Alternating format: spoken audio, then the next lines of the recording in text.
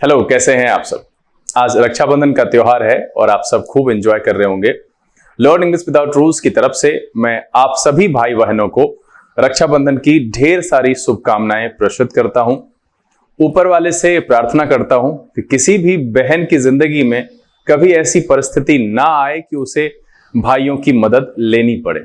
लेकिन अगर ऐसा कुछ हो, जो कि भगवान न करे कभी हो, तो भाई जो है वो बेझिझक हमेशा हर मोड़ पर अपनी बहन के साथ खड़ा मिले और उसके जीवन के प्रगति पथ पर उसकी मदद करे, उसे प्रोत्साहित करे, ताकि वो अपने जीवन में एक कीर्तिमान स्थापित कर सके और समाज की जो पुरानी कुछ मान्यताएं हैं, जिनको पता नहीं लोगों ने किस तरीके से अपने दिमाग में बिठा रखा है कि औरतें अक्षम होती हैं, वो नहीं कर सकती हैं वगैरह वगैरह, मैं इस पर विशेष फोकस नहीं करूंगा। आप सब इससे परिचित हैं। तो मैं बस इतना ही कहूंगा कि भाई बहन एक दूसरे का इस तरीके से साथ दें कि दोनों एक दूसरे के जीवन की परेशानियों को निपटाते हुए अपने अपने जो डिजायर्ड गोल है वहां तक पहुंच सके।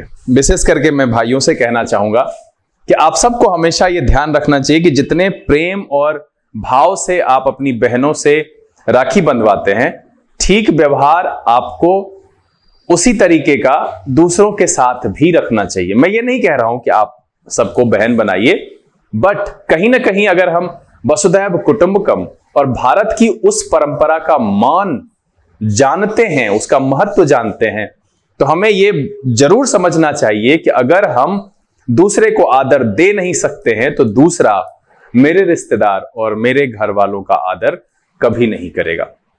तो अगर आपको अपनी बहनों को सुरक्षित करना है तो पहला कदम अपनी तरफ से उठाइए कि आप कभी भी किसी को भी परेशानी में न डालें, ऐसा कोई काम ना करें जिससे उनकी भावनाएं, उनका मान सम्मान मिट्टी पलीत हो और उनको दुख का सामना करना पड़े। यह तय है कि उसके बाद आपकी बहनें और आपके परिवार के सदस्यों को, विशेष करके महिलाओं को, उस तरह की समस्या का सामना नहीं करना पड़ेगा।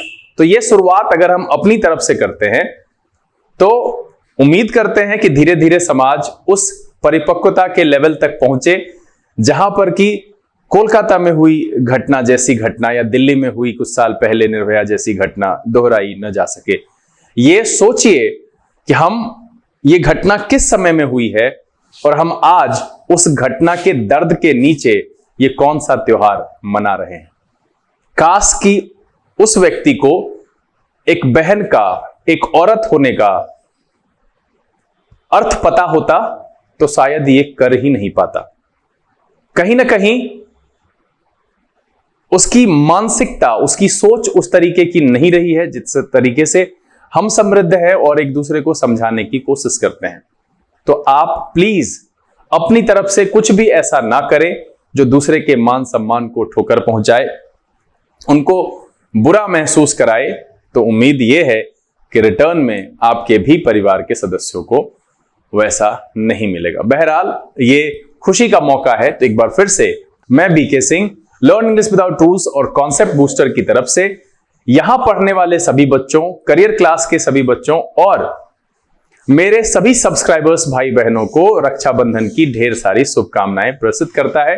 खूब खुश रहिए, मस्त रहिए और अपना ध्यान रखिए। जाते जाते मैं एक पोएट्री है, अक्सर बच्चे परेशान होते हैं, ये 4 लाइन मैं आपको सुना करके जाता हूं। कभी मौका मिलेगा तो इसकी पूरी जो रचना है वो मैं सुनाऊंगा। ये मेरे द्वारा ही लिखी गई है कि खलिश से ख्वाब तक, तपिश से छांव तक, खलिश से ख्वाब तक, तपिश से छांव तक, कोई हमनवा कोई साथी नहीं, खुद चलकर जाना पड़ता है।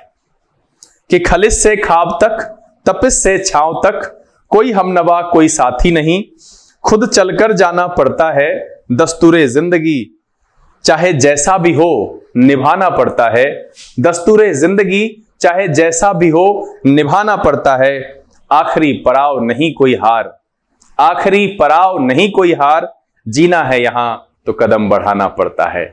आखिरी पड़ाव नहीं कोई हार, जीना है यहां तो कदम बढ़ाना पड़ता है।